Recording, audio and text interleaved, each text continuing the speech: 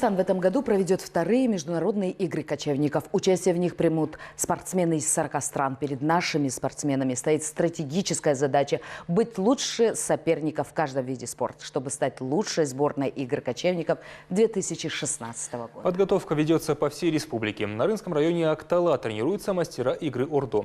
О них и о игре Вальчики расскажет Алтынбек Таламбеков.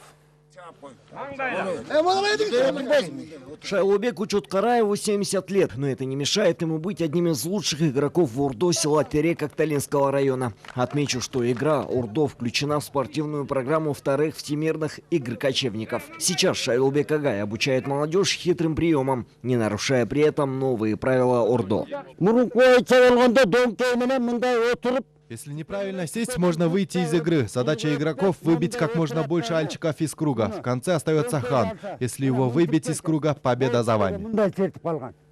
На местном уровне уже проходят турниры. Минувшие выходные в Акталинском районе чествовали победителей. Ими стали игроки Ордо села Кызылбелес. Внимание оказывается и другим видам спорта. Некоторые из них даже имеют свои федерации.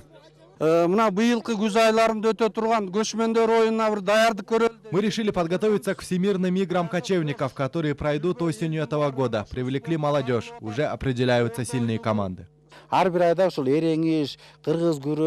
Ежемесячно мы проводим соревнования по кыргыз-гурюшу, тогуз-корголу и так далее. Так наш район готовится к предстоящим играм кочевников.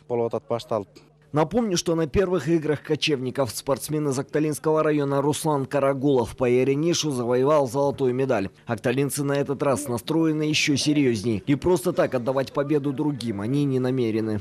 Алтынбек Таламбеков, Бөлөкбай Шеримбеков, Чолпонбек Абасов, Нуркыз Абдрахманова. Общественный первый канал, Акталинский район.